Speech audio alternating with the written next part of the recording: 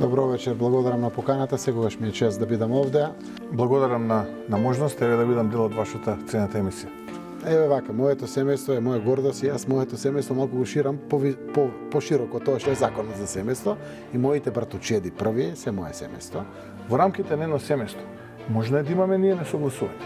Може да не се согласуваме со начинот на кој што родителите, децата, таткото, мајката, синот, керката се однесуваат. Седнуваме, разговараме, носиме заеднички заклучок и сите го почитуваме после тоа. Тргнавме да станеме браќа. И се движевме кон атмосфера да станеме браќа. Така е редот. Во едно семејство, нели, треба да се почитуваат правилата на тоа семејство. Но наеднаш решеа татковци да не станат. Тоа не е нормално. Тоа не е здраво. Прво, нема потреба да се прави драма од било што. Еве, јас ви кажувам, ви убедувам, дека јас лично сум сведок. Мене ми е кажано.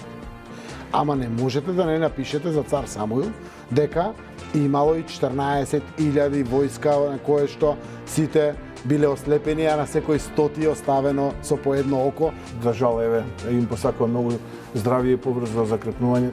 А вие сте пробали джоинт? Не ве молам, таков предлог никогаш немало на маса. Како политичар не одговара. Сте пробали или не сте? Ако сакате да слушнете вистината, еве ќе ви ја кажам. Предлогот кој што беше на маса е следен. Ајде овоме вонка да видиме момичките. Но видете, јас еве не сум експерт за таа пракса, иако доста разговарам со експерти. Можат Бојко Борисов и Зоран Заев да разговарат што сакат. Секакви тези ќе може да слушнете во јавноста, но едно е важно, а тоа е што прават тие двајца. Пијат кафе? Зашто разговарат? Екатерина Захариева и Бујар Османи исто што сакат да разговарат. Нели ви е тоа сомнително? Јас сум стрейт, а поддржувам ЛГБТ. Ама видете сега, ако сега јас треба да делувам дефанзивно, Вие сте таму, јас седам тука и правам попис, ви земам податоци. ајде исполни си барем едно од стотиците ветувања кои што си ги дал. Ние можеме да купиме сега дополнително време, за тоа време што го губиме. Како мислите, во кој смисол? Ние знаеме дека треба да платиме. И ние се спремаме да си платиме. Вака ние може да си играме мачка и глуше цело време, да се полниме со фрустрации. Па се разговара, ако има потреба, може и ќе се појави. Не е така што... Еве, кажете ми вие. Не треба да земеме, за тоа што кога ќе земеме го отвараме прашањето па, на кој ќе се скати. Не можете така да се однесувате. Тоа не е зрело однесување. И јас верувам, реално, дека меѓу 3 и 6 пратеници во следниот период ќе се приклучат на парламентарното мнозинство, заради тоа што имаме заеднички визии.